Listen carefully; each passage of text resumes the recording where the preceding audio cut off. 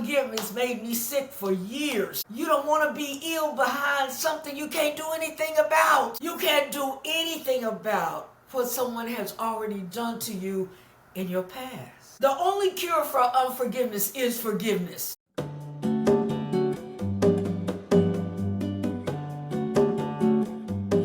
Welcome to Rooted and Rising. We focus on becoming whole through the mind, body, and spirit together. My name is Lamisa, and I would like to welcome Brenda Henderson. You're an author, a founder of your own ministry, and an evangelist. Good morning. Good morning. Good morning. So we're going to jump right into it because we have a lot of information to cover today. So how did these pieces of your puzzle all come together? As an adoptive child, I went through quite a few things. And I felt like I was not in control, but being controlled. And through the time that I was actually going through my unforgiveness part of my life, I blamed everything on my mother. I went through some other things that compacted the ability for me to be unforgiving. And it was only by prayer and meditation and the grace of God that He showed me that I really hadn't forgave her. I told her on her deathbed, "Mom, I forgive you." And later on, maybe about 6 months later, I heard the voice of God say, "No, you haven't." I argued with Him. I said, "Yes, I have." I went to her bedside and I told her, "I forgave you for every discouraging word you gave me, for ever making me feel inferior." I said, I told her that. He said, "But you didn't really forgive her." I said, "Why not?" He said, "Because everything that I allowed to happen to you that's disagreeable to you, you blame it on her." That's how it came together. So what does evangelism mean to you? Well, it means that I'm a seed planter. So with Know Your Worth Ministries, God gave me that. And He enabled me to plant things like knowing that unforgiveness is an illness, knowing your worth, knowing how you should put Him first, then yourself. So all of that came into play inside of me, a part of my evangelism ministry, by bringing other women into the fold of Christ. It doesn't necessarily mean that they're not saved. It's just that they don't know how to come into the fold. Okay. Can you share a story of a moment you see unforgiveness start manifesting in other places in your life? There were several people. Well, in 2020, my book, Mama Ain't Always Right, was published. And pretty soon after that, I had a YouTube channel. And on the YouTube channel, it was called Brenda Henderson Speaks, and it was about unforgiveness. I received a lot of comments from people that said, "Well, I can't do it. I don't care what you say. I'm not going to do it. You don't know what happened to me." And I would evangelize by saying, "And you don't know what really happened to me." Wow. Through a lifetime. Now, what may have occurred to you, I say, and you don't have to expose it. I said, but what may occur to you may be recent. Maybe something that happened last year. But what happened to me was through a lifetime. Escape to Hot Springs, Arkansas, and reconnect with yourself at our Feed Your Soul Wellness Retreat happening April 29th.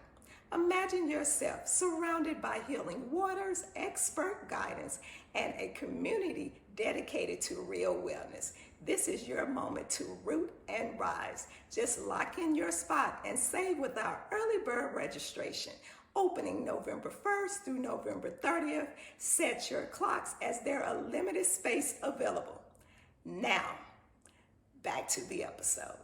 Ms. B, can you share a story of a moment that tested your faith but ultimately strengthened your convictions? What tested my faith was I was married to my son's father, and he was career Navy.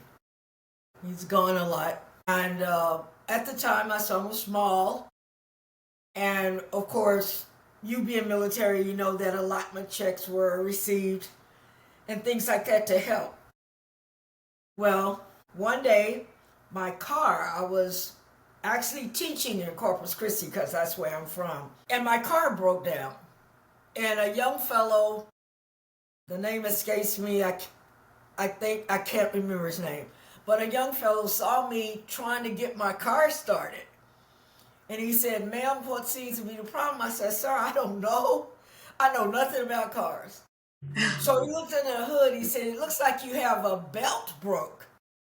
He said, "I tell you what, my dad's car repair is just right down the street. I'll take your car down there. Let him look at it and then come back and pick you up." I said, "I don't know how much that's going to cost." I said, "But I'm on a budget." And he says, "It won't be more than $50 if it's what I think it is." So I waited at the school. He went down there and somebody brought him back up because his car was still there. He said, "It's just as I assumed, except that he's busy, but he says he's going to stay late and do it. So let me give you a ride home and you can come pick me up." I said, "Well, you won't have to pick me up. My mom will take my son and I, you know." He said, "Well, okay." He said, "Then when you get to school tomorrow, I'll have your car. If he gets done earlier or anything, I'll let you know." I said, "Okay." So I came on home and told my mother what was going on, and this young guy had a dad with a car repair and all that. So what tested my faith is I went to the store, and while I was gone, my husband called. And my mother told my husband, I walked in as I heard her. She told my husband, "Don't send her no more money because she's letting another man drive her car and these sorts of things." And I thought, what? So when I got on the telephone, he said, "Don't worry about it. I know it's not true." I said, "No, it is not." That tested my faith. But God says to me, he says, she is dealing with her own unforgiveness. That's it. Wow. Yeah. She's dealing with her own unforgiveness.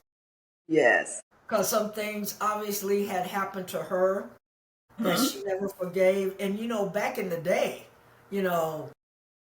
grown people didn't tell children nothing. Exactly. I don't even care if you were an adult. You didn't know they passed. They were not going to reveal that. So through the years, I've put things together. Right. Attached from relatives. And sure enough, that's what it was. Wow. So what biblical passages serves as the foundation of your ministry mission? Okay, well, this one is so, and let me tell you, Lamisa, it popped out at me, Matthew 6:14 and 15. For if you forgive men their trespasses, your heavenly Father will also forgive you. But if you do not forgive their trespasses, neither will I forgive you. Wow. And that's what I based the book on.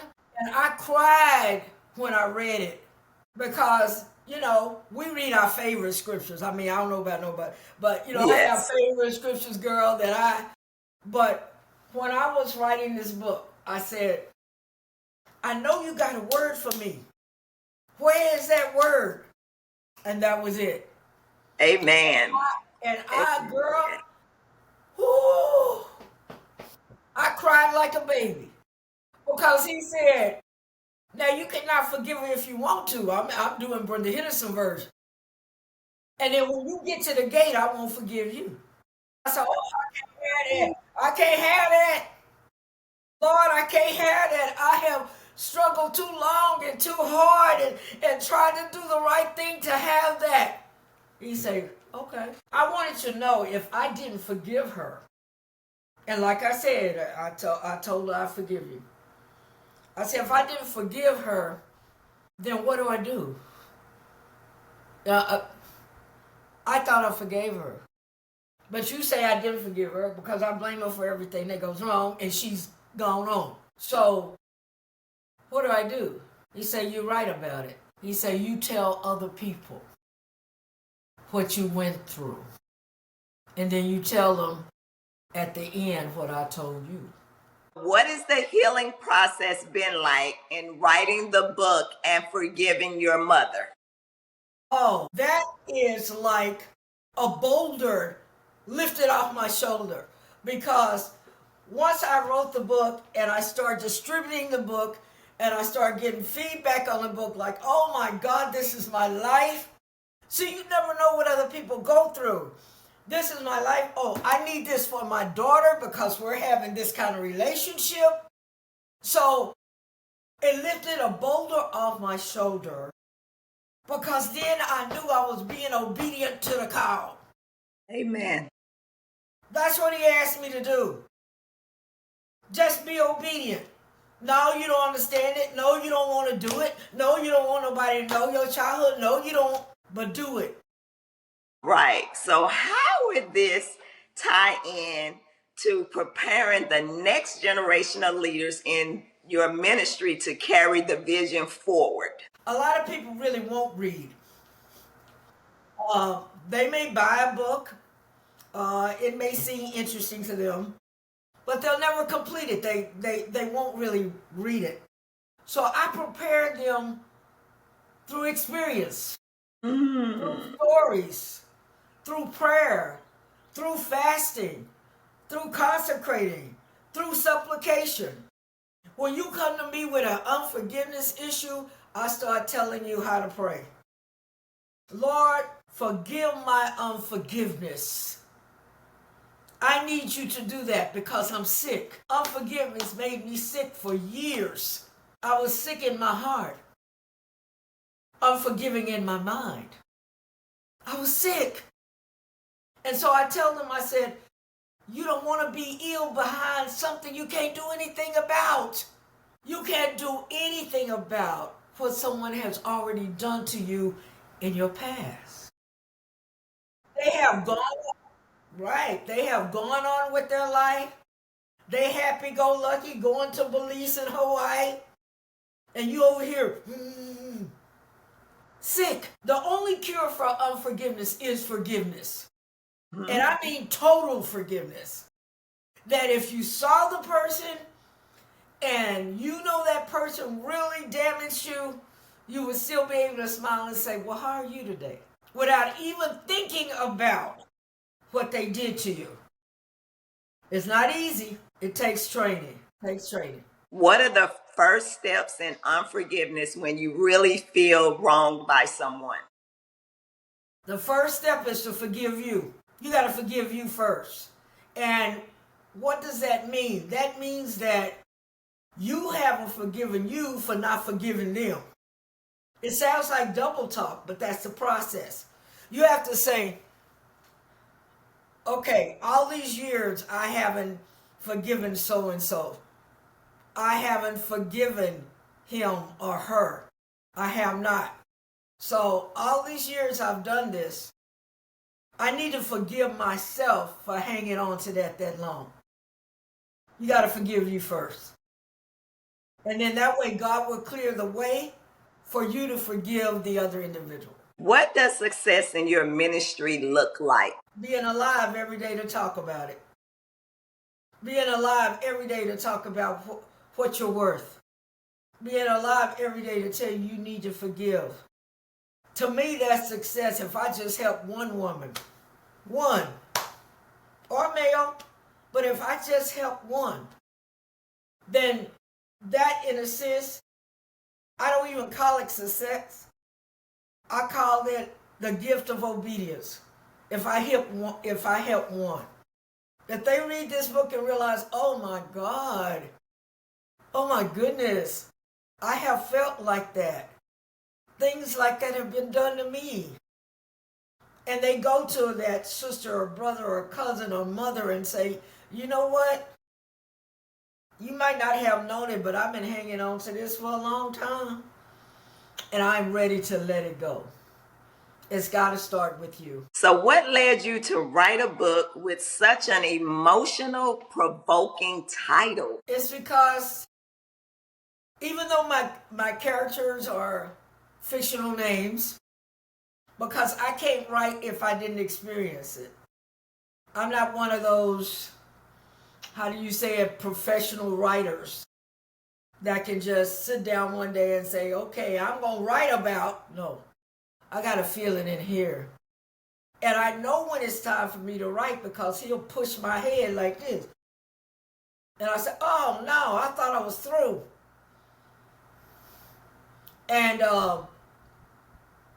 And the title come from my mother, God rest her soul, always said, I'm always right. I'm always right. No, you can't question me. You can't blame me. You can't blame anything on me because I'm always right. So it came to me, well, Mama ain't always right. You're not always right. Because to this day, she did not know that it took me 40 years to forgive her. That she messed up my mentality and my ability to forgive for 40 years. What is the significance of the book's title, Mama Ain't Always Right, in the contents of Christian faith? Well, in the context of Christian faith, the Bible teaches us honor thy mother and thy father. You still have to honor them. Even though there were some verbally, emotionally, and physically abusively things done to me as a child, she was still my mom. And so on the Christian realm of things, you still have to honor them, but you also have to find a way for whatever's done to you not to affect you in its entirety. In other words, an example would be when you're a child, maybe, we used to get whoopings. I don't know about nobody else. But when you were a child and you got a whooping and your mother told you what was wrong, da-da-da-da-da, well, when the whooping was over, it was over. You didn't go back and reflect on the whooping because it hurt too bad. That's the way you need to treat unforgiveness. When it's done and you forgive, it's over. Let it alone. Stop bringing it back up. If your mama told you don't cook no popcorn while I'm gone, and you received a whooping because you did that, and I'm not going to do it no more, mama, but then she leaves again and you do it again, let it go. You have to forgive and let it go. And a lot of people used to say, I read several books that learning how to forgive and forget, you never forget. You don't. But I think the metaphor for the forget is let it go. Forgive them and let it go. I don't say they have to move in with you, that you have to have lunch with them once a week, but let it go. Get over it. Because if you don't, it eats at you slowly, like some sort of disease, like a cancer.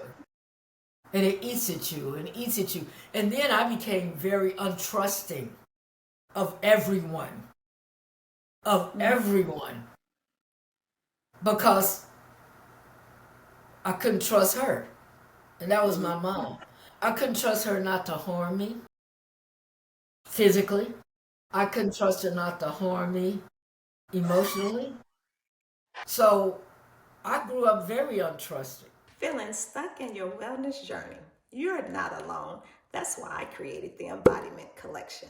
This collection includes 8 digital products we've created to help you embody these traits and connect with your best self. You can buy one, mix and match, or purchase the deluxe, which includes all embodiment guides. Head to LamisaWellnessCollective.com/store or click the link below to shop now. Let your wellness transformation start today. Now, back to the episode. So, how did Bay's childhood experience affect her relationship with her spouse and her approach to motherhood? Okay. That's a good one.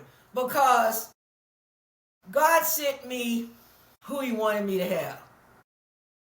I had the perfect husband. He understood my mother. He treated her kindly. He understood me and my emotional drawbacks. And my son, I never let on. All he knew was grandma and grandpa, you know. Now, of course, she loved him to death. Treated him way better than she ever treated me. Because one day she told me I had him for her anyway. She said those words. It affected my marriage when he was away from me. And I feared her. Let you understand, if you can. 18 years old, come back home from junior college. Before I left, I always had chores every day. Before she left for work that morning, she said, I want you to clean up the kitchen, whatever, but don't move the skillet with the grease in it. Okay. I came home. I did what I was supposed to do. I didn't move the skillet with the grease in it. So when she comes in, she says, I thought I told you to clean up this kitchen. I said, well, I did. Well, why is that skillet of grease still sitting there? I said, well, you told me to set it there. Bam! It was the next morning when I woke up. She backhanded me at 18 and knocked me out cold on the floor. And obviously, she lifted me up and put me in my bed. And when I woke up, excuse me, she was crying over me, saying, Lord, let my baby be all right. So when I opened my eyes, I said, what happened? I said, I'm late for school. She said, no, the day is over. You didn't go. I said, well, what happened? She said, you called me a lie. And I dare not say anything, but I said, okay. Yeah, you told me that I told you not to move that skillet when I know I did. I said, okay. So that part, with him always being a gone, didn't affect my marriage. It wasn't until he retired and was home all the time, taking my attention away from her. So, and this is my fault. You know, after you get out of the military, you're gifted with the GI Bill and you can go to school. And he had told me, he said, when I get out, I'm going to go to school so our finances won't change that much. Well, he had been out maybe almost a year, retired. And so I said to him, I thought you said you were going to go to school. He never said a foul word, but this time he said, I'm just not ready to go yet. So, okay. So what did I do? My mistake, I told her. And she had told me all along that we were married, that he didn't really love me, he didn't love his child. And that was so that I would cater to her and stay with her. I didn't see that till much later on. I'm young, I'm 26 or so. And so she told me she worked for a lawyer, Corpus Christi, very high esteemed lawyer. And she told me, maybe about 2 years later, and you know, you feel like you can talk to your mom about anything. I couldn't. But I didn't know that. Okay. So I talked to her about something else. It wasn't no big deal, whatever it was. So she came home one day and she said, if you don't divorce him, then I'm going to have the lawyer to draw up papers and I'm going to gain custody of that baby because he is with parents that don't love him. I said, that is not true. Oh, you calling me a lie again? So I shut up. So it was fear that made me divorce the best man I ever had in my life. And for the longest time, let me go back to forgiveness and unforgiveness. For the longest time, I thought God didn't forgive me for that. The reason why I haven't been fortunate since at all. And he showed me, yeah, I forgave you, but what you don't realize is what you did to him. You had to know what you did to him for no reason. Earlier, you said that your mom stated that you had your son for her. So, how did that make you feel when she said that? Scared to death. Scared to death. Scared to death. I seen her do things without going into a lot of history. But I seen her do things that a normal woman wouldn't do. You know what I'm saying? And whenever she put her mind to do something, it was going to be done. I watched her. Her sister moved from the valley to Corpus Christi next door to her. I saw her with my own eyes take a butcher knife to her own sister. I was scared to death. So I had to make some kind of trumped up reason that we couldn't be married no more. And of course, I used the reason that the income was failing, yada, yada, yada, and you wouldn't go to school. And I will remember it the rest of my life as I saw him walk down the stairway. We were living in a townhome, and tears were just rolling down his face. When you say she took a butcher knife to her sister, what does that mean? That means she would have hurt her. Regardless of the fact that it was her sister, she would have hurt her. And I think the only reason she didn't hurt her is that she turned around, went in her house, and came back out with a hammer. Yeah, she would have hurt her. I tried to tell him, but he was too hurt. I tried to tell him why, and I don't think he believed it.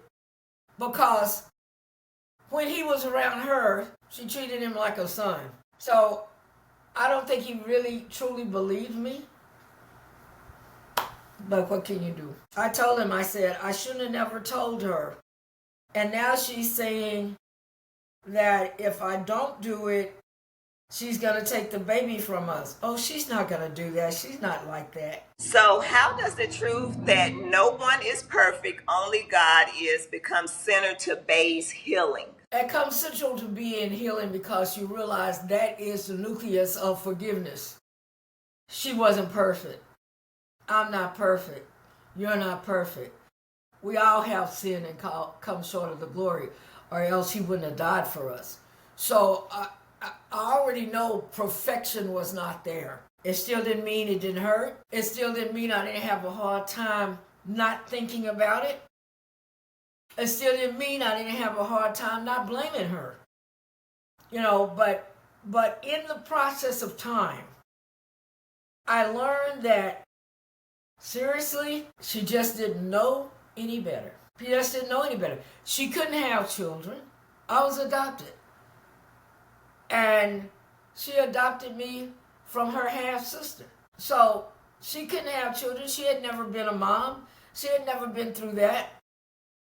So God had to show me that she was doing the best she could, or that I'll say that she knew how to do. How does your book help readers distinguish between honoring their parents and honestly confronting the wounds that need healing? The reader should be able to distinguish between honoring their parents, because first of all, that's in his commandment. And to learn or to receive the healing is you've got to have the mindset that says, I'm going to make it out all right. God loves me. He loves me. And regardless of what somebody else's issues are, he loves you enough to get you through fire, brimstone, cancer, you name it. He can do it. So the book lets you know through the process of time, from incident after incident after incident, at the very end, she had a letter. This is in the book, fictional. But at the end, she had a letter that she had written to her daughter, explaining why she was the way she was. So, what advice do you give to your readers who want to forgive but feel their mothers has never acknowledged the hurt, apologized, or changed? The advice is this: she may never apologize. Honestly, forgive her anyway. It's that simple. But remember now, the process is forgive you for not forgiving her. Let's get that straight. And then when you get all right with yourself, you can forgive anybody. So that's the process. Stop holding on to it. Let it go. It's already done. It's over with. You can't relive it. I could go on and on and on. But it's not going to change anything. It already happened. So why are you in the presence being heartbroken from the past? God wants you to live one day at a time. Each day, He gives us new mercies every morning. So if we can receive new mercies every morning, why are we going to pull up a weed from 1992? Let it go. And like I said, it is not easy. It's a process.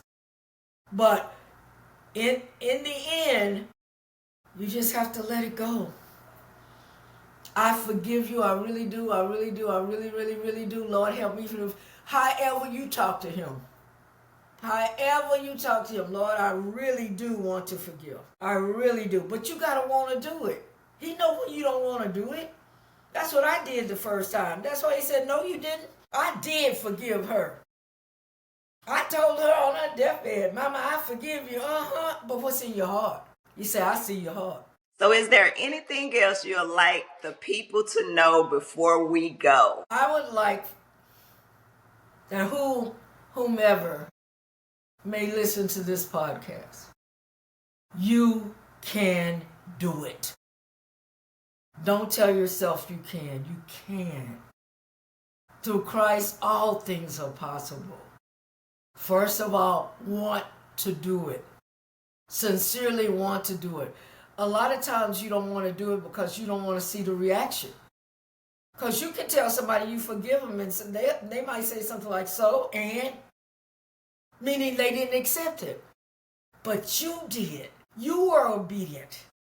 You did what God told you to do. So now you have the legal right to let it go.